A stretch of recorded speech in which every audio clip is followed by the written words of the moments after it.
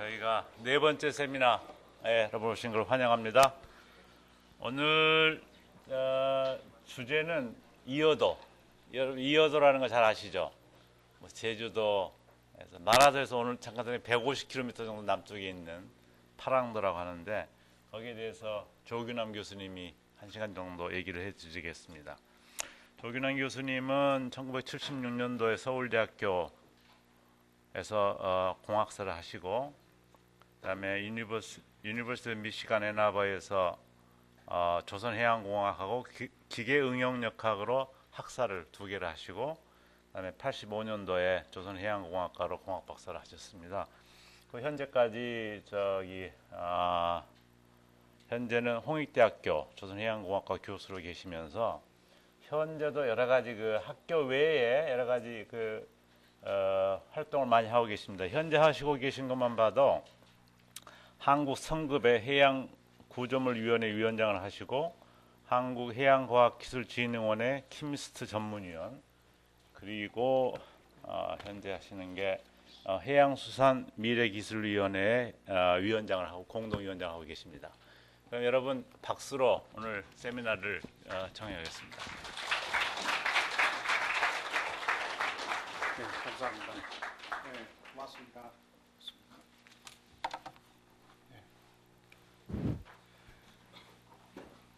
여러분 만나 뵈서 반갑습니다. 이렇게 잘 소개해 주셔서 또 감사드립니다. 오늘 말씀드릴 내용은 이어도 해양과학기지 이렇게 되어 있는데요. 이 과학기지가 사실은 이제 해양구조물에서 유래한 그 구조물입니다. 그래서 그 목차를 보시면 그 해양구조물이 혹시 이제 전공을 안 하시는 분들이 좀 생소하실 것 같아서 어떤 것인가 하는 것하고 또 이 과학기지 구조물이 이제 전형적인 해양구조물 중에 자켓이라는 구조물인데요. 이 자켓 구조물이 해양 플랜트 요즘 이제 많이 관심 있는 해양 플랜트 중에 하나이기 때문에 그 해양 플랜트와 관련된 그 에너지 문제를 잠깐 말씀드리고요. 그리고 이어도의 과학기지를 만들긴 했지만 이 과학기지를 이제 활용하는 데 있어서 그 미래지향적으로 그 부근에 그러니까 가스 하이드레이트나 또는 그 해양에 이제 있는 석유가 있을 거라 생각을 하는 그런 이야기도 있습니다. 그래서 그 이어도가 사실은 해양 구조물의 연속선상에 있고 또 한 가지는 이제 그 나중에 자원 개발과도 관련이 있기 때문에 이 문제를 잠깐 말씀드리고 진행을 그렇게 하도록 하겠습니다. 그래서 이제 순서는 해양 구조물 혹시 이제 생소할 수도 있는 분들을 위해서 소개를 잠깐 하고요. 이런 식으로 진행을 하겠습니다. 그래서 이어도는 또 어떤 그 관점에서 우리가 접근해야 되는가 하는 문제하고요. 그리고 이제 구조물을 세울 때 사실은 이 굉장히 자연 조건이 좀 보통 다른 곳과는 달리 굉장히 나빴습니다. 그래서 요거를 세울 때 문제가 되는 구조물 설계 관련 주요 기술 문제. 그 중에서 대표적인 게 이제 이 쇠파 파력이라는 문제가 있습니다. 이건 브레이킹 웨이브라고 하는데 요 브레이킹 웨이브가 구조물에 어떤 영향을 미치는가 하는 문제하고요. 그 다음에 이제 그 풍력과 관련된 걸로 그 이어도 주변이 상당히 그 태풍이 지나가는 거의 주요 70% 정도의 태풍이 지나가는 주요 길목이기 때문에 그 바람이 여러 가지 속도로 지나가서 구조물을 지나면서 생기는 그 보르텍스가 야기되면서 생기는 진동 문제 이런 것들이 있습니다. 그래서 이런 것들을 관련해서 그 말씀을 드리겠습니다. 이 해양 구조물 전공하신 분들은 요 구조물에 대해서 좀 아시겠지만 혹시 이제 처음 보는 분들을 위해서 해양 구조물이 뭐가 있는가 하는 거를 잠깐 말씀드리겠습니다. 여기 보면은 원유 굴착 생산용 해양 구조물. 우리가 보통 얘기하는 해양 구조물 하면은 되게 이제 그 해저 원유를 개발하는 데 쓰이는 걸로 이렇게 분류를 합니다. 근데 사실은 일부분의 해양 구조물이죠. 그래서 그 나머지 기타 해양 구조물로도 상당히 많은 것들이 있는데 우리는 관심이 현재는 원유 개발 쪽에 있고요. 이 종류는 여러 가지가 있습니다. 뭐 잭업, 세미 서머시블 리그, 그래비티 베이스 스트럭처. 그리고 여기서 이제 파란색으로 되어 있는 자켓 플랫폼 이렇게 되어 있는데 요거는 이어도 구조물이 만들어진 그 형태입니다. 그래서 요거를 좀 말씀드리고요. 이거 이외에 원유 저장용 해양 구조물로는 최근에 이제 굉장히 각광을 받고 있는 FPSO라는 게 있습니다. 요거는 Floating Production Storage and Offloading 해가지고 원유를 생산해서 저장을 하고 가공을 해서 그 다른 선박에 이렇게 오프로딩 시키는 것까지 하는 그런 구조물입니다. 그리고 이제 기타 해양 구조물로서 최근에 그 VLFS라는 게 있는데 이거는 약자로 Very Large Floating Structure에서 1000m 정도 크기까지 이제 만드는 그런 구조물이고요. 그 떠 있는 항구, 그러니까 이거는 Floating Harbor라고 그러는데 이런 거. 그다음에 미국에서 지금 관심을 가지고 개발하고 있는 MOB, 모바일 오프쇼 베이스. 그러니까 해상에 떠 있는 기지를 만드는 거죠. 한 6,000명 정도가 상주하는 기지를 만드는 그런 프로젝트가 진행됐고요. 그 밖에 이제 그 아티피셜 아일랜드, 모바일 하버, 요건 이제 카이스트에서 또 관심을 가지고 전에 그 개발을 했던 그런 내용이 되겠습니다. 이런 것들이 이제 전체적으로 해양 구조물로 분류가 되는데 오늘 이제 이 얘기를 드리는 이유는 이 자켓 구조물이 이어도 기지를 만드는 형태로 선정이 됐기 때문에 이걸 말씀드립니다. 그림으로 잠깐 보면요. 이게 이제 수심에 따라서 이렇게 해양 구조물이 발달된 형태를 보여주는 내용입니다. 그래서 여기 처음에 보이는 픽스드 플랫폼이라는 거는 수심이 낮은 곳에 쉽게 만들어서 이렇게 고정식으로 그 세우는 구조물이고요. 이게 점점 수심이 깊어지면서 떠 있는 구조물로 바뀌는 거죠. 그래서 이게 세미 서머시블 타입이고 여기 이제 이렇게 줄로 쉽게 얘기해서 줄로 바닥에 고정을 시켜서 텐션을 줘서 당기고 있는 형상이기 때문에 텐션 레그 플랫폼이라는 구조물이 이제 등장을 했고요. 그 다음에 이제 형태가 스파 형식으로 되어 있는 스파 형식의 트러스 스파라든지 보통 이제 클래시컬한 스파라든지 이런 것들이 이제 개발됐고요. 셀 스파라는 것도 있고 이제 더 이게 개발돼서 깊은 수심에서는 아까 말씀드린 FPSO 이런 것들이 현재까지 이제 만들어지고 있습니다. 그래서 지금 이어도 과학기지는 이 중에서 픽스드 플랫폼으로 만든 과학기지가 되겠습니다.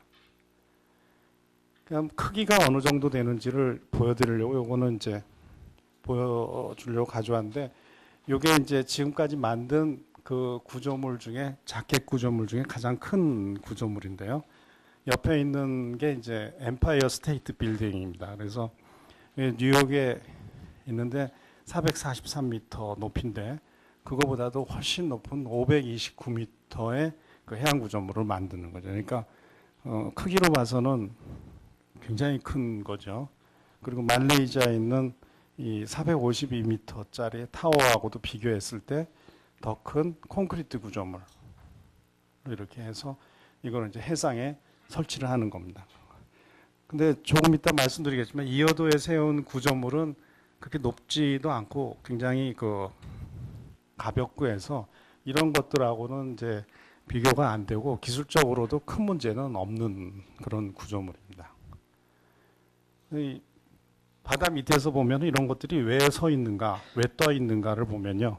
이게 이제 밑에서 보면은 이렇게 돼 있고 그 바닥에는 이제 석유를 캐기 위한 여러 가지 그 파이프라인이나 매니폴드 같은 것들이 다 이렇게 그 장착이 돼서 그 원유가 있는 그 해저에서 이거를 캐서 이렇게 올리는 거죠. 이쪽으로 다 이런 형태의 구조물들이 이게 현재 그 우리나라에서 가장 그 많이 만들고 전 세계에서 가장 리딩하는 우리나라가 지금 현대중공업이나 삼성중공업 이런 데서 만드는 게 전 세계에서 가장 많이 팔리고 또 기술력으로도 1위가 되는 그런 해양 플랜트를 이루는 주요 품목들이 되겠습니다. 요거는 이제 그 중에서 그 선박 형태이긴 하지만 그 배 위에 세운 어떤 공장 형태의 구조물인데요. 요런 거를 이제 톱사이드라고 부르는데 일종의 그 공장이 배 위에 올라가 있다고 보면 되는 거죠. 그러니까 보통 석유 단지 이런 데 보면은 모든 그 프로세스들이 이제 육상에 세워진 구조물에서 진행되는 데 반해서 해상에 세운 플랜트 경우에는 이렇게 배 위에 이걸 세우기 때문에 굉장히 컴팩트해져야 되고 또 이제 운동 성능, 이게 배가 모션을 하기 때문에 이런 것들에 의해서 기기들이 그 동적 하중을 많이 받게 되니까 그런 거에 대비해서 다시 설계를 해야 되는 그런 문제가 있죠. 그래서 이게 상당히 어려운 분야로 지금 생각된 거고요. 아까 말씀드린 이제 여러분들이 또 공부하느라고 지쳐서 저기 할 것 같아서 그림 위주로 그 아까 말씀드린 것들을 좀 보여주려고 하는데 요거는 일종의 이제 BMP라고 해서 바지 위에 플랜트를 세우는 개념입니다. 처음에 서울시에서 요거를 그 한번 그 쓰레기 처리장을 한강에 띄워서 한번 그 만들어 보자. 그러니까 육상에 지으면은 그 님비 현상 뭐 이런 것들 때문에 주민들이 반대하고 지가도 높아지고 하기 때문에 문제가 있어서 이 플랜트를 바지 위에 띄워보자 해가지고 이제 한번 그 고려를 했던 그런 종류고요. 러시아 쪽에서는 상당히 많이 이거를 개발해서 원자력 발전 시설을 이제 바지 위에 띄워서 이렇게 활용한 그런 그 사례도 많이 있습니다. 그래서 이거를 BMP라고 부르는 거고요. 이거는 이제 우리가 쓰는 그 도시가스가 어떻게 해서 우리 집으로 와서 쓰이는가 하는 그 시초가 되는 그림인데요. LNG 선이라고 Liquefied Natural Gas를 실은 선박이 항구에 접안을 하면 요 선박에서 이제 액체로 되어 있는 그 천연가스를 이쪽 그 FSRU라는 그 유니트에 옮깁니다. 요거는 Floating Storage and Regasification Unit 해가지고 이 액화된 거를 기체로 만드는 그런 시설이죠. 그래서 여기서 액화된 거를 기체로 만들어서 해저 파이프라인을 통해서 이제 바로 항구로 이렇게 이송이 되는 그런 개념의 것인데 이런 경우에는 이제 문제가 심각한 게 파도가 칠 때는 이 두 개의 그 부유체가 서로 다른 그 모드의 운동을 하기 때문에 그러니까 투버디 모션을 하는데 이게 부딪힐 수 있고 충돌할 수 있고 구조적으로도 좀 어렵다 해서 이런 것들이 현재 만들어지고는 있는데 그런 거를 해결하는 일종의 하이드로다이나믹스 쪽에 큰 그 관심이 되는 구조물입니다. 요건 아까 보여드린 그 FPSO의 이제 하나의 예를 보여드리는 거고요. 이거는 이제 그 Very Large Floating Structure 해가지고 실지 구조물입니다. 실지 구조물인데 그 길이는 1000m 정도 되는 구조물이고요. 만들어진 거는 철강으로 만들어졌죠. 철 제품으로 만들어져서 그 비행기 여기 뭐 그렇게 큰 비행기는 아니지만 어쨌든 비행기가 뜨고 내리고 하는 일종의 그 항공모함 역할을 하는 걸로 일본 사람들이 만든 겁니다. 그래서 이거를 현재 일본은 이제 항공모함 자체를 만드는 데는 여러 가지 그 제약이 있기 때문에 나름대로 추진력은 없지만 이런 비행장을 가지고 싶다 해서 만들었던 거고요. 이 철 제품으로 만들었기 때문에 그 신일본 제철이나 이런 데서 굉장히 그 수요 창출에 기여를 했던 그런 구조물입니다. 그래서 그 사람들은 메가 플로트라고 이름을 붙였던 거죠. 우리나라도 부산에서 이제 요거를 그 떠 있는 인공섬 이런 걸로 해가지고 공항을 만들어 보려고 했었는데 그게 좀 지연이 됐죠. 일본 같은 경우에 여러분들이 오사카 쪽에 여행을 하면은 간사이 에어포트라는 게 있는데요. 그 공항은 떠 있는 게 아니고 매립한 겁니다. 그래서 그 주변에 이제 산을 깎아가지고 흙을 가져다가 매립을 했기 때문에 그 지반이 좀 약하죠. 그래서 사실은 그게 이제 가라앉고 있는 거죠. 근데 일본 사람들은 그런 걸 이제 밝히기를 좀 잘 원하지가 않기 때문에 실제로 간사이 공항이 매년 그 많이 침하되는 것은 5cm 이상 침하되고 있는데도 밑에 잭업 그러니까 그 받쳐가지고 전부 올리고 있는 거죠. 그래서 떠 있는 거에 비해서 굉장히 위험한 요소가 지금 있는데 이제 그 이 사람들이 이런 것들을 만든 이유는 이제 그떠 있는 공항도 한번 만들어 보자 이런 거였죠. 그다음에 여기 조금 전에 이것도 LNG하고 FPS하고 연결되어 있는 실제 구조물을 보여주고 있고요. 이거는 이제 한번 사고가 난 건데 해상에서 멕시코만에서 사고가 났는데 굉장히 피해가 많았죠. 그리고 미국 대학생들이 이제 가장 가고 싶은 회사 중에 뭐 1, 2위를 꼽는 회사가 엑슨 모빌입니다. 그래서 엑슨 하면은 세계 최고의 그 석유 회사인데요. 그 회사 소속의 발데즈라는 배가 한 10여 년 전에 그 알래스카 근해에서 좌초를 했어요. 그래가지고 원유가 새어 나오면서 그 일대를 오염시켜가지고 굉장히 많은 피해를 주고 그거를 이제 피해 보상을 하는데 그 큰 회사가 휘청거릴 정도로 이제 돈이 많이 나갔죠.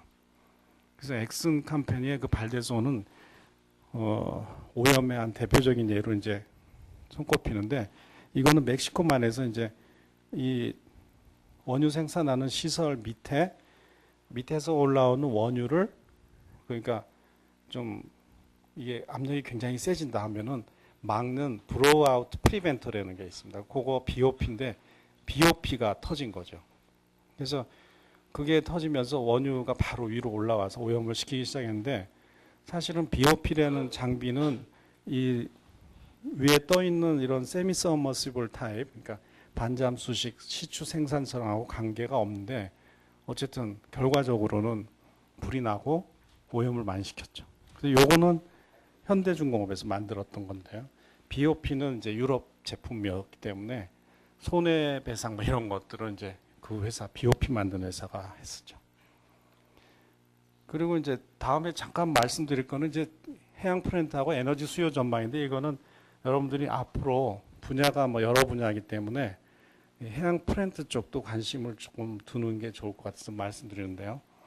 온쇼어라는 거는 육상에서 생산되는 가스나 석유를 표현하는 건데요. 보면은 2010년 지나면서 급격히 줄어들고 있습니다. 그러니까 육상 자원은 점점 고갈이 되고요. 그 다음에 쉘로우 워터는 이제 천에 깊지 않은 바다도 마찬가지로 없어지기 때문에 앞으로 해야 될 거는 이제 깊은 바다, 딥 워터로 가면서 이 가스나 이제 석유가 계속 개발될 거라는 전망을 보여주는 그림입니다. 그래서 여기 아까 말씀드린 엑슨 모빌이라든지 쉘이라든지 쉐브론 이런 것들이 이제 메이저 석유 회사고 가장 석유가 많이 나는 곳이 미국의 걸프 오브 멕시코, 노스시, 영국하고 노르웨이 사이의 그 바다 이런 곳들에서 많이 나고요. 이런 것들을 개발하는 데 이제 들어가는 게 해양 프렌트고 앞으로는 심해로 갈 거고 이런 것들이 이제 개념이 잡히면은 이런 것들에 유래한 해양 구조물 중에 하나가 이어도에 세워졌다. 좀 추리가 조금 그 비약한 듯한 느낌이 있지만 어쨌든 그런 식으로 이제 생각을 할 수 있고요. 요거는 이제 그 현재 우리나라의 그 빅3라고 하는 현대중공업, 삼성, 그다음에 대우조선에서 가장 인기 좋게 만드는 드릴쉽입니다. 이거는 가격이 이 배 한 척당 5억 불에서 한 6, 7억 불 이렇게 나가기 때문에 우리 돈으로 치면 한 7천억, 8천억 한 척당 그렇습니다. 그러니까 굉장히 고가죠. 이런 것들이 계속해서 만들어지고 이것도 계속 신조 새롭게 만들어지는 비율이 높아지고 있다는 것을 보여주고 있고요. 수심은 여기서 보면은 12,000피트까지도 이제 만드는 작업이 2010년대에 들어와서 이루어지고 있다는 그림입니다. 요거는 보셔도 좀 자세히 관심을 가지면 앞으로 좋지만 이게 조금 처음 보시는 분들은 좀 생소할 수도 있죠. 그리고 이제 이 석유 생산을 위한 제품들은 이런 식으로 주기가 있기 때문에 앞으로 그 아파트 재개발하듯이 74년도에 75조, 82년도에 뭐 75조 하면은 이게 30년 뒤에 와서 이제 이것들이 새로 만들어져야 되기 때문에 수요가 많이 창출될 거로 생각하는 것들이고요. 그다음에 이것도 마찬가지 그래프적으로 보면은 이런 부분이 많이 이제 생산될 거다. 그래서 에너지 분야의 그 전망을 한번 살펴보면요. 리퀴드가 이제 석유 제품이고요. 코올이 석탄이고 내추럴 가스가 천연가스인데 이런 것들은 굉장히 수요도 많고 많이 급격하게 올라가는데 리뉴어블스 재생에너지 쪽은 그래도 아직 좀 됩니다. 근데 뉴클리어 쪽은 조금 이제 침체기에 좀 들었다고 볼 수도 있겠습니다. 그러니까 그 원전 사고 난 후에 일본 경우에는 조금 심각해졌고 독일은 뉴클리어 쪽을 이제 안 하겠다 뭐 이런 식으로 나와서 앞으로도 계속해서 이쪽이 주를 이룰 거고요. 그 재생에너지도 꾸준히 일어나지만 뉴클리어는 조금 다운될 걸로 생각이 됩니다. 그리고 이거는 이제 풍력 발전, 이거 재생에너지 중에 대표적인 풍력 발전 쪽을 보여주고 있는 겁니다. 그래서 여기 요 파트는 잠깐 이제 관심을 여러분들한테 좀 주기 위해서 만든 건데요. 해양 플랜트에 관련된 미래 핵심 기술은 현재는 이제 그 북극 쪽 그쪽에 얼음이 녹고 있기 때문에 북극에 그 가장 많이 매장되어 있는 천연가스하고 석유 개발이 주를 이룰 거로 생각되고요. 특히 러시아하고 미국이 이제 적극적 행보를 하고 있고 또 한 가지는 이제 CO2 문제가 되는데 이 CO2는 생각을 이제 상식적으로 해보면은 그 우리나라에서 이제 CO2가 많이 생기면은 이거를 그 처리할 수가 없기 때문에 이거를 팔아야 됩니다. 그러니까 CO2를 어느 다른 회사에 팔아가지고 이 자기가 이제 만드는 CO2 양을 줄여야 되는데 그러면 CO2를 팔면 어떻게 되냐면 CO2를 어디 가서 처리를 해야 되는데 처리할 데가 없으니까 이거를 다시 물로 만듭니다. 그래서 그러니까 물로 만들 경우에는 이제 600분의 1로 부피가 줄고 또 운송하기도 쉽기 때문에 포집을 해서 이제 물로 만들어서 한 마이너스 150도 정도 내려가지고 운송을 해서 저장을 해야 되는데 저장을 어디에다 하냐면은 석유를 캔 그 지구 바다 밑 속에 그 공간에다 물로 된 CO2를 가져다가 집어넣는 거죠. 그리고 그걸 실링을 하는데 생각해 보면 굉장히 위험한 그런 거죠. 근데 지금 이걸 하고 있습니다. 우리나라가 앞서서 하고 있죠. 특별히 요거에 관심 있게 하는 기업체가 이제 삼성중공업 경우에는 CO2 포집 운송 저장 기술을 지금 하고 있고요. 나머지는 이제 뭐 북극 운항을 하고 개발한다 이런 것들이 이제 해양 플랜트 관련된 거고요. 요게 그러면 왜 갑자기 이어도 하겠다고 하더니 이거를 얘기하냐면은 이어도 근방에 아까 처음에 말씀드렸듯이 석유가 매장돼 있을 걸로 예상을 하고요. 가스 하이드레이트도 상당량 있을 걸로 생각을 하기 때문에 결국 거기에 관련된 여러 가지 국제적인 그 문제가 분쟁이 자원 개발과 관련돼서 일어나는 그런 거다 이런 거를 좀 연관지어서 말씀드리려고 하고 있습니다. 그럼 이제 본격적으로 이어도를 한번 생각을 해보면요. 이어도는 위치는 우리가 이제 38선을 알잖아요. 그 38선이 남북을 가르고 있는 그 위도인데 32도 1이니까 거기서부터 한 6도 밑에 있는 거죠. 그리고 동경 125도에 위치한 암초입니다. 암초. 그래서 이 암초는 물 밑에, 그러니까 정확히 얘기하면 평균 수면의 밑에 4.6m 속에 이렇게 들어가 있는 암초가 이제 이어도가 되어 있고요.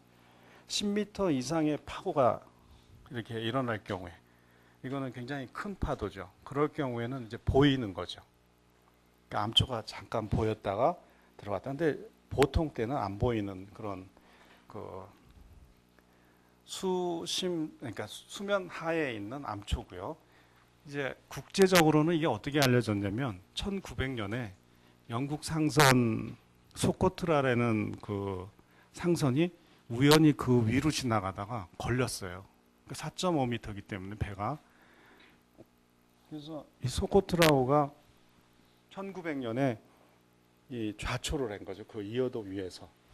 그래서 영국 상선이기 때문에 이제 바로 국제적으로 이게 알려졌는데, 그리고 난 다음에는 그럼 이거를 뭘로 붙일까 하다가 소코트라 록이라고 이름을 붙인 거죠. 그래서 국제적으로는 이어도라고 안 하고 소코트라 록 이렇게 되어 있는 암초입니다.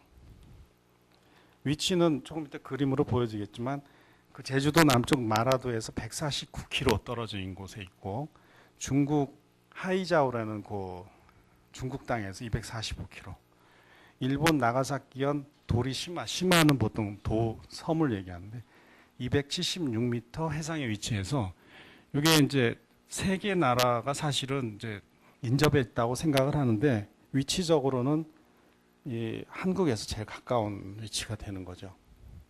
그래서 이 그림이 잘 보일지 모르지만 여기가 이제 한국이고요, 일본, 중국인데 여기에 있는 거고요. 그 최근에 이제 우리나라에서 그 한국 방공 식별 구역이라는 거를 다시 설정해서 발표를 했는데요.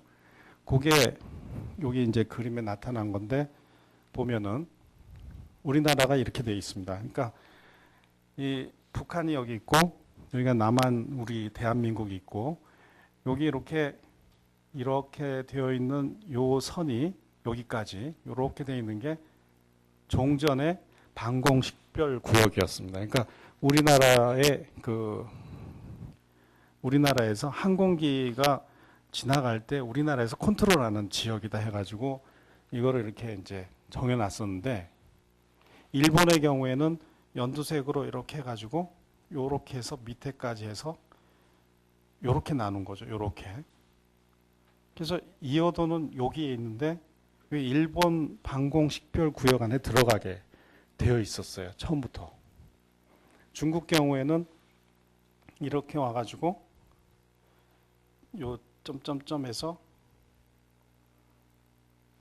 이렇게 이제 아직 정해진 건 아니지만 이렇게 하겠다 하는 걸로 되어 있었고요. 그러면 한국만 이어도를 제외하고 이렇게 되어 있었는데 이게 이제 불합리하다. 이어도에 우리 해양과학기지도 만들었는데 거기 그 방공식별 구역이라는 게 왜 빠져 있느냐 해가지고 이제 정부 내에서 그 여러 가지 의견이 나오고요. 그래서 이번 정부 들어서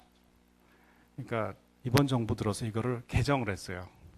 그래서 몇 개월 전에 그 새로 발표를 했죠. 그래서 어떻게 했냐면 우리나라 방공식별 구역도 이렇게 그어가지고 이어도를 포함해서 밑에까지 해서 이렇게 하겠다.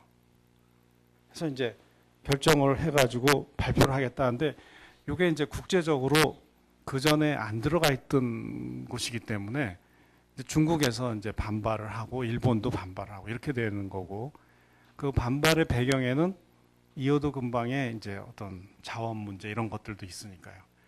그래서 그거를 잘 처리를 해서 결과적으로는 잘 처리를 해서 중국하고 일본이 반대 성명을 했지만 일단 우리는 발표해서 이제 국제적으로 그 선포를 한 거죠. 그래서 현재는 이 한국 방공 식별 구역이 이렇게 해서 이어도까지 들어가는 걸로 이렇게 만들어 놨습니다. 그리고 아까도 얘기했듯이 149km 떨어진 거기 때문에 사실은 한국에서 제일 가까운 거죠. 그래서 아까 얘기한 걸 다시 보면은 이게 마라도에서 80해리 149km. 그러니까 1해리는 보통 1852m를 얘기하는 겁니다. 그다음에 도리시마에서 276. 이 서산다오에서 287. 그래서 요거는 사실 한국에서 가장 가까운 그 암초라고 볼 수가 있는 거죠. 근데 그럼 정의는 어떻게 되냐면 국제적으로는 섬이 영토로 인정을 받으려면 이 섬이 우리 거다 하려면 사람이 거주하고 경제적으로 활동이 가능해야 되며 물 밖으로 나와 있어야 되는, 평균 해수면 밖으로 나와 있어야만 이게 국제적으로 영토로 인정을 받을 수 있는데, 아까도 얘기했듯이 이어도는 물 속에 4.6m 들어가 있고 항상 나와 있지 않기 때문에 영토가 될 수가 없습니다. 요거는. 그러니까 영토가 될 수 없지만 그러면 우리가 주장할 수 있는 건 뭐냐면 EEZ 안에 들어가게 해서 우리가 관할하는 익스클루시브 이코노믹 존 안에 들어가는 걸로 해가지고 이거를 기점으로 해서 우리의 경제적 활동이 우리의 주관하에 이루어진다. 이런 거를 이제 얘기를 할 수가 있는 거죠.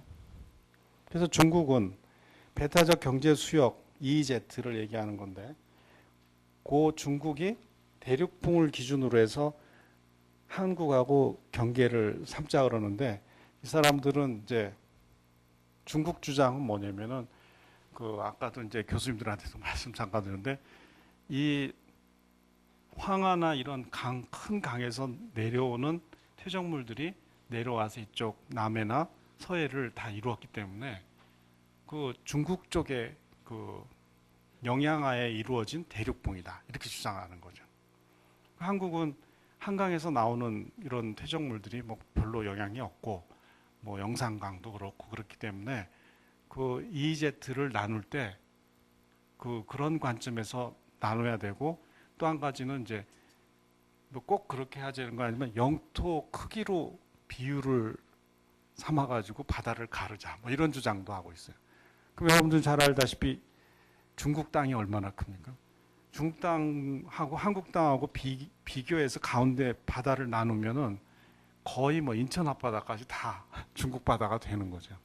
그래서 이건 분쟁의 소지가 있는데 어쨌든 우리는 이거는 중국의 EEZ가 아니다 하는 거를 이제 주장을 하는 겁니다. 근데 일본 경우에는 이 사람들은 뭐라도 조금 있으면 다 자기네 바다라고 주장을 하는데 이 사람들이 오키노도리시마에는 산호초가 있는데 저기 그 아주 물 위에 조금 나와 있는 산호초거든요. 산호가 많아요. 산호로 돼 있는. 그게 2m 가량 나와 있으니까 그 위에 수많은 콘크리트를 가지고 가서 부었어요. 그래가지고 이제 땅 위로, 그러니까 물 위로 이렇게 좀 더 높여놓고 이거는 섬이다. 이거는 바다 위로 나와 있지 않느냐. 이렇게 해가지고 자기네 영토다 이렇게 부른 거죠. 그게 어느 쪽이냐면 이제 저 남해 쭉 내려가서 이제 중국 쪽하고 이제 태평양 만나는 쪽 이런 쪽이거든요. 그리고 그거를 기점으로 해서 200해리를 딱 그 자기네 바다라고 선포를 했어요. 그러니까 여러분들이 놀라운 사실은 일본의 그 바다가 거의 다 대부분이 그 이쪽 필리핀, 중국, 그다음에 태평양 쪽에서 다 자기네들이 선포한 바다. 그러니까 우리나라 그 동해도 씨 오브 재팬 해가지고 이제 자기네 바다다 이렇게 선포를 했듯이 이런 식으로 만드는데 이거는 불법 규정이다 이거죠. 유엔에서 만든 규정이 아니고 이거는 절대로 섬이 될 수 없는데도 이 사람들이 이렇게 하는 거죠.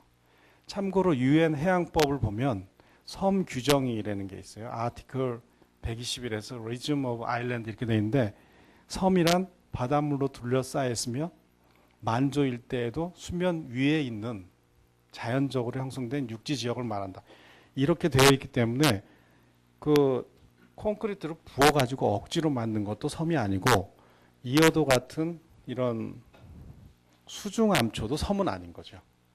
그래서 정확하게는 이제 영토가 될 수 없는 건데 그럼 왜 우리는 해양과학기지를 만들었는가 하는 건 경제적으로 우리가 활동을 할 수 있는 그런 개념을 이제 가진 거죠. 그래서 이제 요거를 그렇게 만들었고요. 그리고 이제 섬의 영역 뭐 이런 것들은 다 규정에 따라야 된다. 이렇게 되어 있는 거죠. 이어도를 잠깐 보면요. 그림상 보면은 삼천 해저 지형도를 보면 이렇게 되어 있고 요 꼭대기가 수심 4.5m 밑에 있는 거고 굉장히 급격하게 솟아있는 봉우리가 있고요.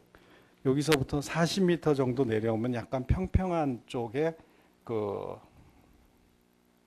흙이, 그러니까 지점이 이렇게 있습니다. 그래서 처음에 이걸 어디다 과학기지를 세울까 하는 거를 이제 조사를 하다가 도저히 그 꼭대기에다가는 이 면적이 너무 적고 그래서 세울 수 없다. 그래서 우리는 40m 아래에 이제 세우기로 이렇게 결정을 하고 구조물 중에는 무엇을 할 건가 이게 중요한 거죠.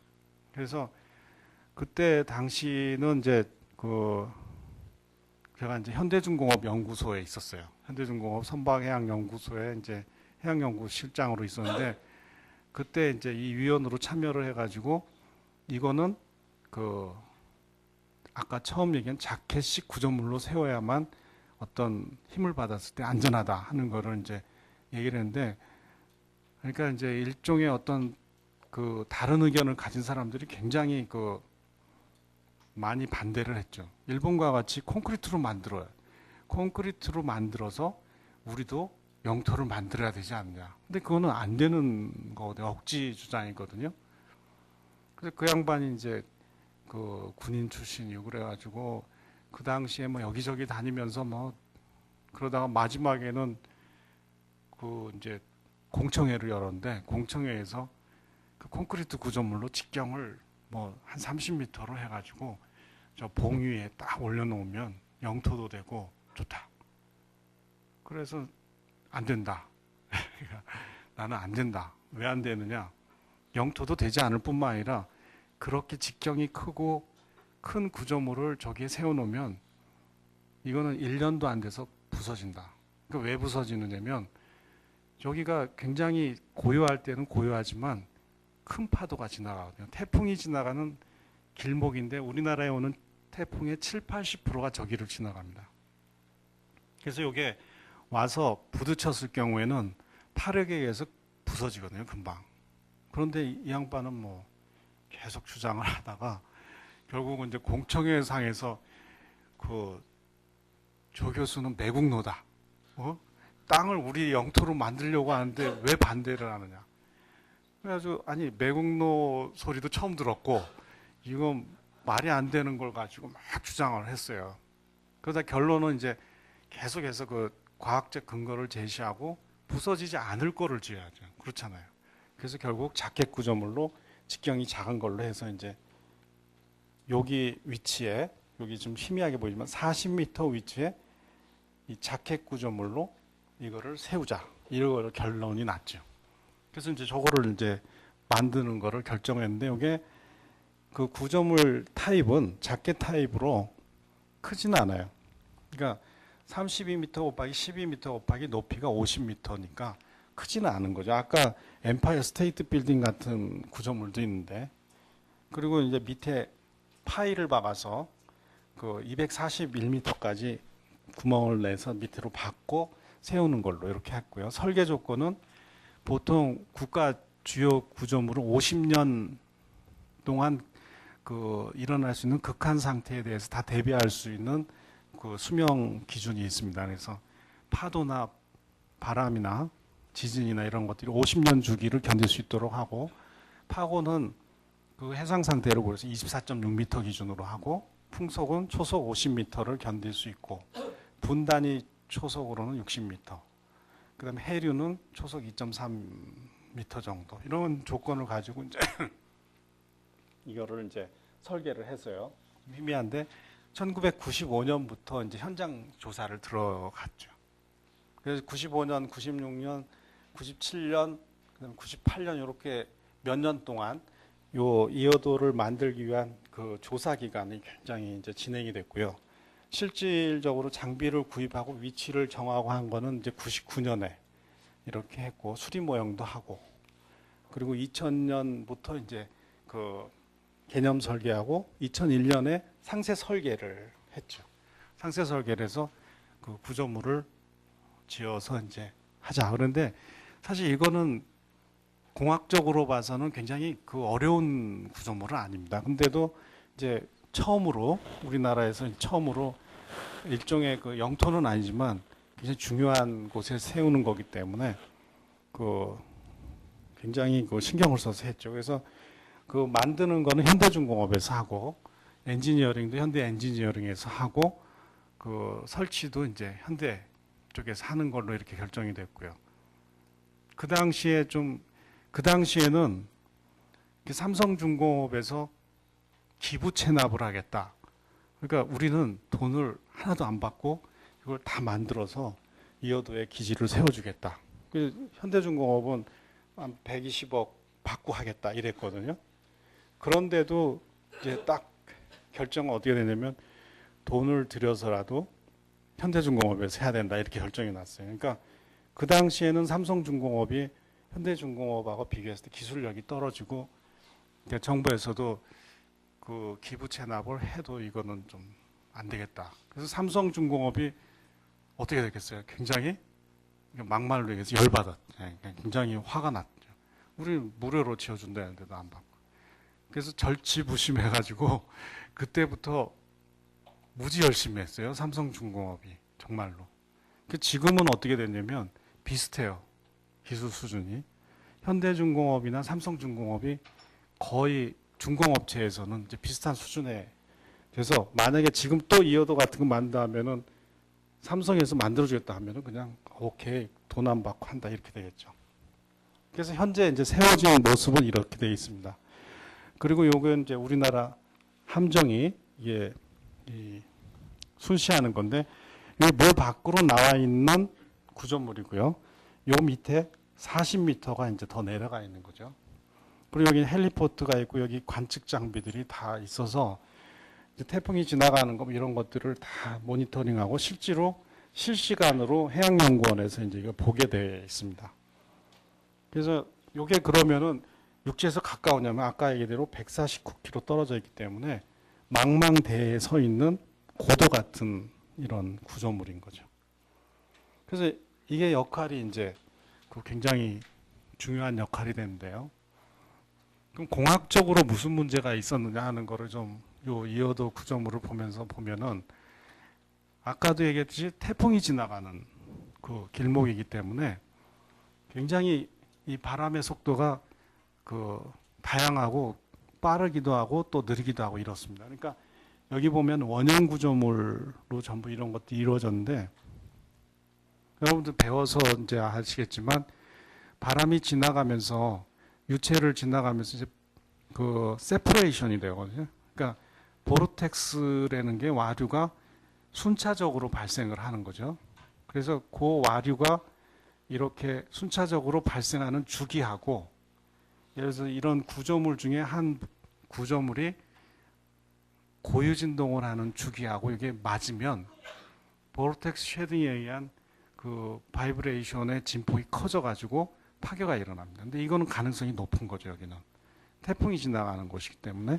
그래서 그 문제하고 그 다음에 여러분들 이제 해수욕장에 가서 물이 이렇게 들어올 때 파도 타기 하잖아요. 파도가 이렇게 들어올 때 그냥 이렇게 파도를 이렇게 지나가게 하면은 굉장히 부드럽게 싹 지나가는데 파도가 이렇게 들어오다가 좀 깨지면서 와서 딱 부딪힐 때는 무지 아프죠.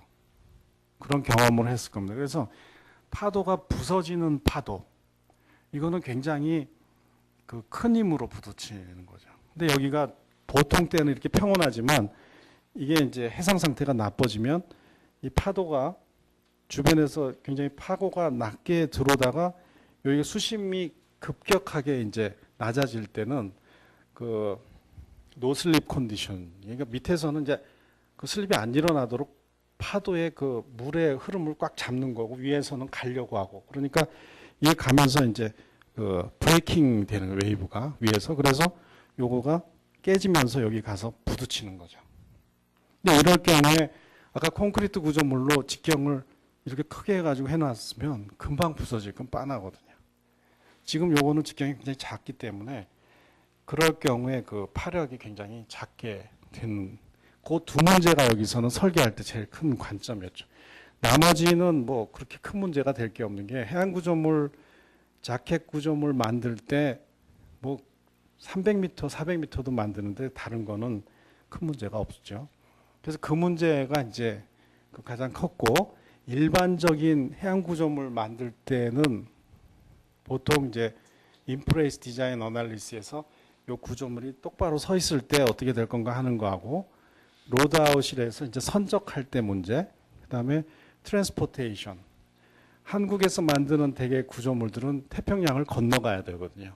운송을 해서 바지에 싣고 가서 예를 들어서 캘리포니아 앞바다에 이제 석유를 캐기 위해서 세우는 거기 때문에 이 트랜스포테이션이 굉장히 또 중요합니다. 이런 어나리시스 이제 가가지고 이 큰 구조물을 바다에 빠뜨리고 그거를 빠뜨린 다음에 똑바로 세워야 되는데 그 세우는 작업도 그 다이나믹하게 다 계산해야 되는 거죠. 이런 문제. 그다음에 인스톨레이션.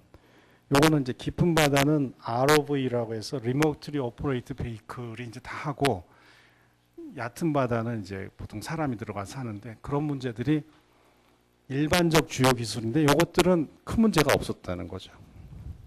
근데 아까 얘기한 대로 쇠파 파력 문제는 굉장히 심각했기 때문에 그 당시에 요거를 이제 생각을 해봤는데 모델 혹시 관심이 좀 있을지 모르는데 모델을 보면은 웨이브가 보통 이렇게 해서 이렇게 사인 커브나 뭐 코사인 커브 같이 가는데 이 경우에는 수심이 낮아지면서 깨져가지고 이 부분이 깨져서 가서 부딪히는 브레이킹 웨이브 슬래밍 포스가 생기는 거죠. 그래서 이거를 어떻게 그 형상화 시키는가 하는 게 이제 그 당시에 이제 좀 문제가 됐었는데 이제 제가 아이디어를 낸 게 이게 이제 모리슨 이퀘이션이라는 게 있습니다. 요거는 1950년대 버클리 대학의 그 실험 그 하는 사람으로 있던 모리슨이라는 사람이 그 기둥에 작용하는 뭐 파력을 계산하는 식을 프로포즈를 한 건데요. 이게 그때 1950년 이후 현재까지 변함이 없이 쓰여지고 있는 식이거든요. 두 개의 그 항으로 되어 있는데 드랙 포스하고 이너셜 포스 두 개로 이렇게 해서 두 개를 합치면은 파력을 계산할 수 있다. 근데 이 이어도에 세워지는 구조물에는 이 식이 안 맞는다는 거죠. 왜냐면 그게 이제 수심이 급격하게 그 변화할 뿐만 아니라 굉장히 파고가 그 변화무쌍하기 때문에 브레이킹 웨이브가 당연히 생기는 브레이킹 웨이브 존이다. 그래서 이제 그때 제안을 그 요식을 기본으로 하되 임팩트 로드 텀을 하나 더 집어넣어야 되겠다 해서 요 식을 이제 하나 제안을 한 거죠. 그래서 요거는 보통 이제 슬래밍이라는 이제 부딪힐 때 생기는 힘을 계산하는 그 식인데요. 요 식을 아까 그 파도 모델에 적용을 해가지고 하나 더 집어넣어서 그 슬래밍 포스를 정량화할 수 있겠다 해가지고 이렇게 이제 세 개로 나눠서 계산을 했어요. 했더니 모리슨이라는 사람이 그 한 것보다 6배까지 힘이 더 크게 나오는 거죠. 그러니까 실제하고 좀 가까이 이렇게 되는, 그러니까 임팩트 로드가 그 정도로 커질 수 있는 거죠. 그래서 이제 요거를 그 제안을 해서 수치적으로는 계산을 했고 실험을 이제 그 여러 대학에서 해봤는데 어떤 경우에는 9배까지도 나오는 경우가 있었어요. 그래서 9배까지는 조금 실험이 조금 저거한 거고 한 6배 정도 크기까지 나오는 거를 감안해서 설계를 해야 된다 해가지고 요거가 이제 그 당시에 그 이어도 해양과학기지를 세울 때 공학적으로 큰 문제가 되는 충격 하중, 웨이브가 부서지면서 부딪히는 충격 하중 계산식으로 이제 채택이 됐었습니다. 또 한 가지 문제는 아까 얘기한 이제 보르텍스 문제인데요. 요게 그 해면, 그러니까 수심 밖으로 나와 있는 이어도 과학기지 구조물의 그 단면도입니다. 그래서 보면은 요 구조물들이 철로 이루어졌지만 전부 튜브로 되어 있거든요. 튜블라 조인트인데 이런 것들이 원형으로 되어 있는데 예를 들면 여기 가운데 조금 큰 구조물이 내려갈 때 작은 요런 브레이스 멤버들은 일종의 여기가 이제 완전 고정이 안 되어 있지만 고정으로 보고 여기도 좀 약간 그 움직일 수 있지만 고정으로 보고 이게 하나의 그냥 빔이다 생각하고 이게 떨리는 구조물 고위진동수를 1차부터 이제 몇 차까지 계산할 수가 있는데 요것들을 전부 해봐야 된다. 그래서 모든 구조물 그 요소들을 전부 나눠가지고 전부 해봤어요. 그러니까 고위진동수를 다 계산을 해봤어요. 경계 조건이나 그 두께 이런 걸 따져가지고 그래서 모든 구조물의 이 고위진동수를 다 계산하고 그 다음에 요게 이제 파도 말고 이제 바람이 지나갈 때 태풍이 지나갈 때 초속 50m, 60m까지도 가고 어떤 거는 20m, 30m 가기 때문에 그 사이 지나가면서 그 원형 단면을 지나가면서 이제 그 보로텍스가 쉐딩되는, 그러니까 쉐딩된다는 게 이제 와류가 이렇게 생성되는 그 주기를 전부 계산을 해봤어요. 이거는 여러분들 알다시피 레이놀드 넘버의 그 함수로 표시되는데, 레이놀드 수에 따라서 원형 단면을 지난 유체에 대해서 보로텍스 생성이 이제 특정 지어지기 때문에 그거는 뭐 여러분 다 배워서 알 건데요. 그 주기를 전부 계산을 해서 조금 뭐 영어로 표시하면 tedious한 그런 작업이지만 그걸 전부 체크를 해봤죠.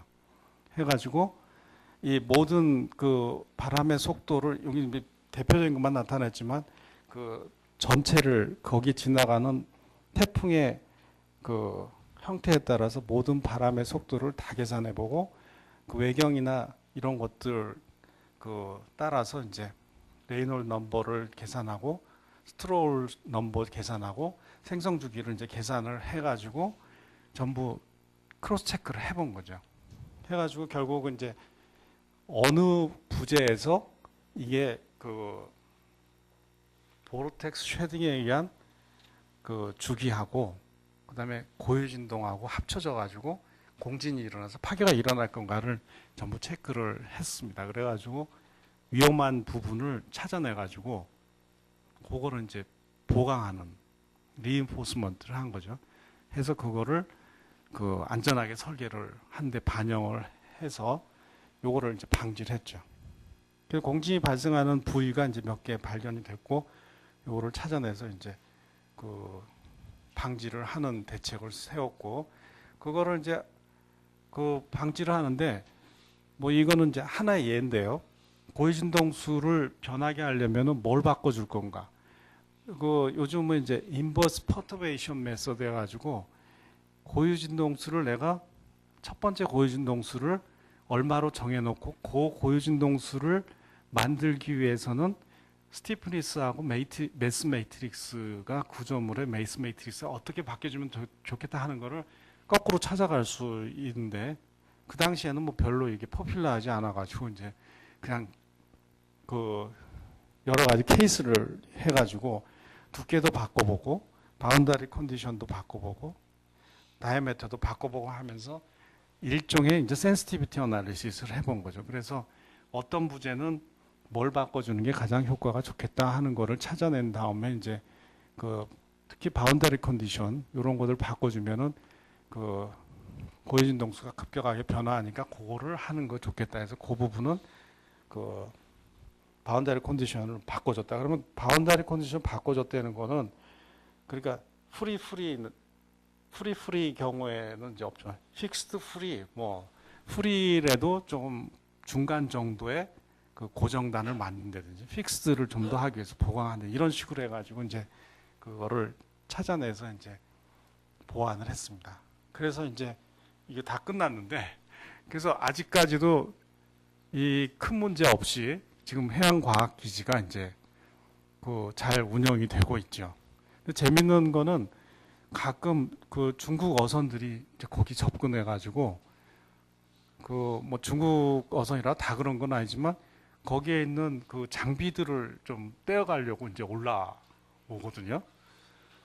근데 그거를 이제 모니터로 보면 이제 해양연구원에서 보면은 이제 보이니까 이제 올라오지 말고 떼어가지 말라고 얘기를 해야 되잖아요. 그러니까 이걸 어떻게 할까 하다가 중국어로 전부 녹음기를 설치해가지고 중국어선이 와서 올라오려면 중국말로 뭐 접근하면 발표한다까지는 아니래도 중국말로 막 떼어가지 말라 뭐 어쩌고 막 이렇게 하고 이제 거기 못 올라오게도 하고 해가지고 지금 이게 이제 유지가 되고 있는데, 이 그때 이제 지나놓고 생각을 해보면은 콘크리트로 만들었으면 뭐 보나마나 부서졌고요. 우리 영토도 되지도 않을 뿐만 아니라 그래서 자켓 구조물로 선정을 해서 이제 잘 됐다. 근데 이게 그러면은 이제 끝으로 이게 무슨 문제를 가지고 있는가 하는 거를 말씀드리면요. 설계 유지 보수 기술적 업데이트는 이제 계속해서 진행되는 건데, 두 번째 해양과학기지의 역할 활용 및 증대 문제. 요거는 지금 이제 가거초라는 데도 만들고 독도에도 이제 해양과학기지를 만들려고 하고 있습니다. 근데 이 과학기지로서의 의미도 굉장히 커요. 여러분들 태풍이 지나갈 때 정말 너무나 우리는 속수무책으로 이렇게 피해를 많이 입는데 이거를 최소한 10시간 전에 그 정확하게 어떤 크기에 어떤 방향으로 간다는 거를 이어도에서 그 측정을 해가지고 데이터를 측정해서 예측을 할 수가 있거든요. 그래서 굉장히 큰 의미가 있고요.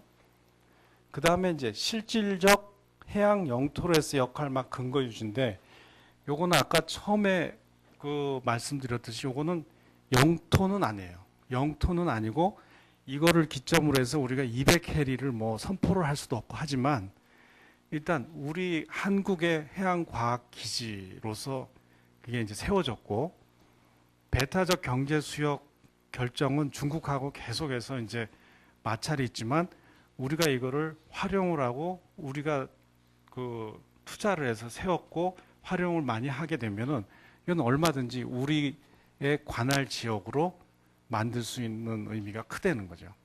그래서 익스클루시브 이코노믹 존으로서는 충분한 가치가 있는 그 과학 기지가 세워짐으로써요. 그게 되고 그 다음에 이제 마지막 요건데 해양 자원 문제인데요.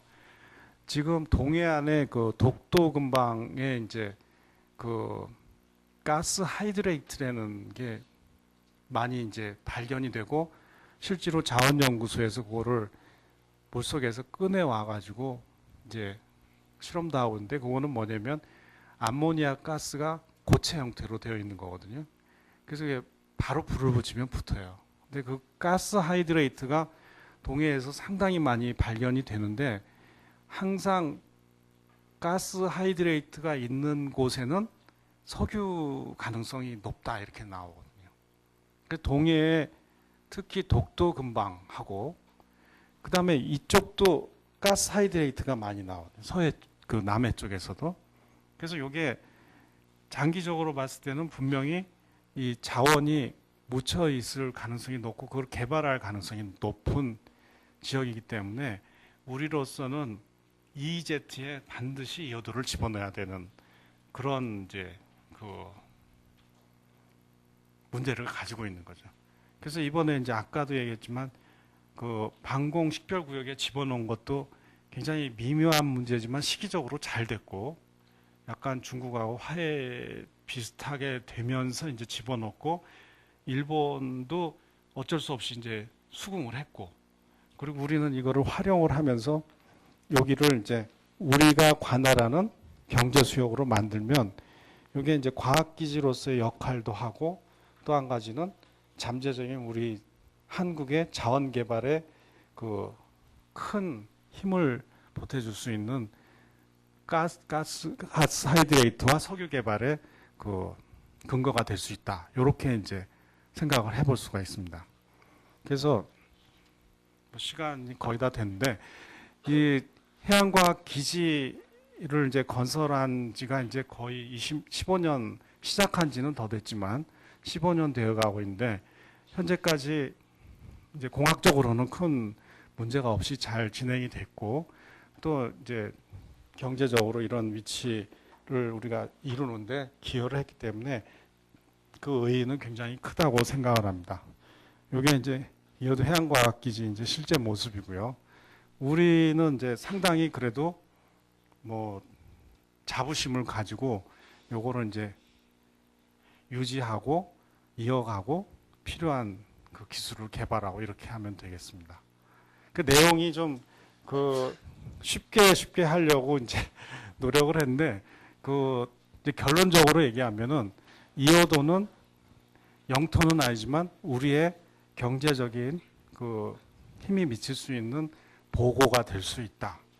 그리고 공학적으로는 저런 거를 만들 때는 최소한 이제 충격 하중이나 보르텍 쉐딩에 의한 진동 문제 이런 것들이 그 다른 거에 비해서 부각되는 문제가 있다. 그리고 여기에서 이제 또 한 가지는 자원 개발에 보호가 될 수 있다. 이렇게 결론을 내릴 수가 있겠습니다.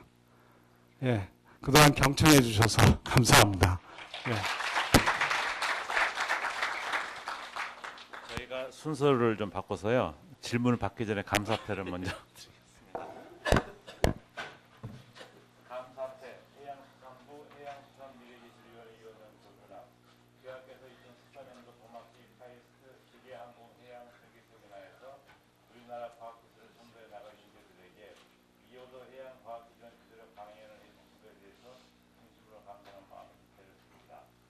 2014년 3월 25일 기계항공 시스템 학교 학교가 시작합니다.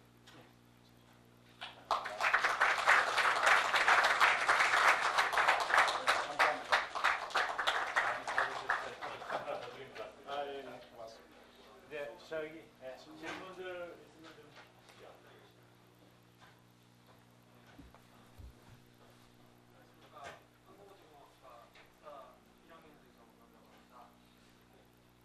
좋은 강연 잘 들었고요.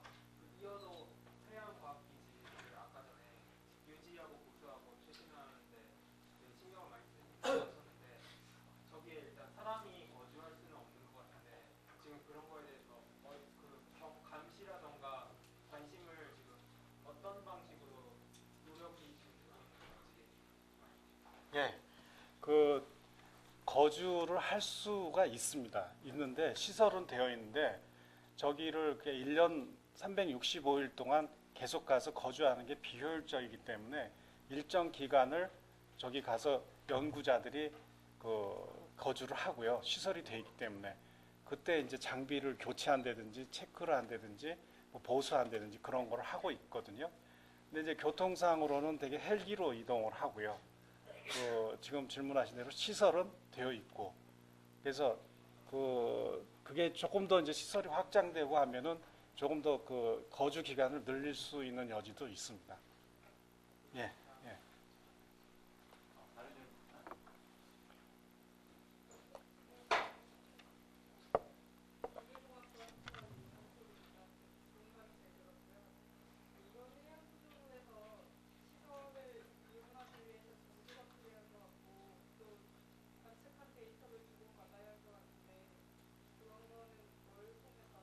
네, 여기는 너무 그러니까 육지에서 많이 떨어져 있기 때문에 해저 케이블을 이용해서 전기를 보낼 수도 없고 해서요. 전부 축전지를 쓰고 있습니다. 그러니까 일정 기간 쓸 수 있는 그 일종의 자동차로 하면 배터리 같은 거죠. 그 축전 시설을 저쪽에 다 설치를 해놔서요. 그걸로 쓰고 있고요. 그리고 이제 여러분들이 아실지 모르지만 이제 전라남도 해남이라는 땅이 있는데요. 그게 이제 땅끝 마을 이렇게 하는데 해남에서 제주도 가는 그 해저에는 그 케이블을 다 이제 이렇게 묻었거든요. 그래서 거기는 사실은 이제 그 해남하고 제주도하고는 그 전기 케이블, 통신 케이블이 묻혀 있지만 저기는 아직 없어서 축전 시설로 전기는 쓰고 있고요. 일부분은 이제 또 그 태양열 에너지를 이용할 수 있는 거를 설치를 하고 그러고 있습니다. 네.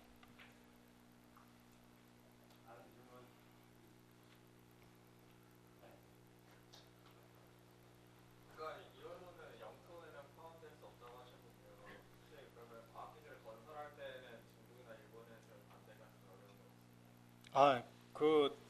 굉장히 많았고 중국이나 일본보다 국내에서도 그러니까 반대가 많았죠. 특히 예를 들어서 좀 그 기관을 저 나쁘게 얘기하자는 건 아니지만 해양경찰청 같은 데는 그거 만들어 놓으면 우리가 너무 힘들다. 거의 관리해야 되고 가서 어떻게 하느냐 하지 말자.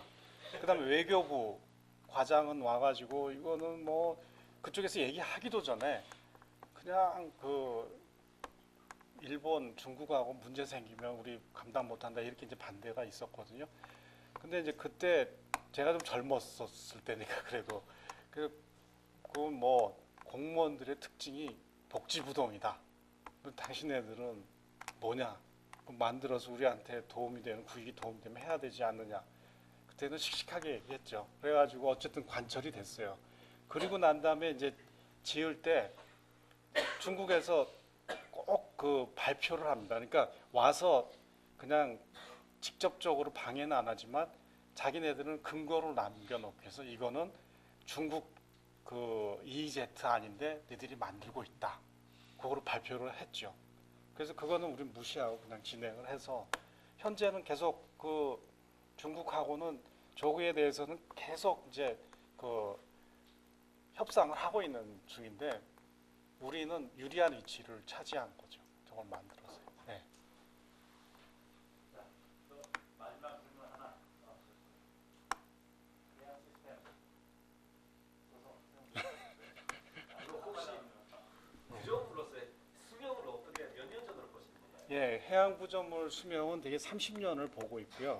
저게 이제 해수 중에 있기 때문에 상당히 염분에 약해질 수 있어서 보통은 어노드라는 거를 이제 다 설치를 합니다. 그러니까 구조물 쪽에. 그래서 그 어노드가 먼저 이제 부식이 되면서 본체는 이제 그거를 그 보호를 하는 거죠.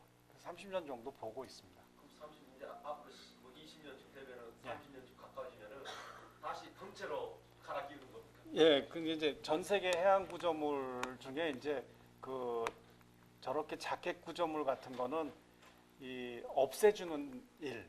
그러니까 이거를 그 우리 아파트 리모델링 할 때 그 재건축을 하는 문제가 있듯이 그걸 없애주는 일이 굉장히 큰 또 비즈니스가 됩니다.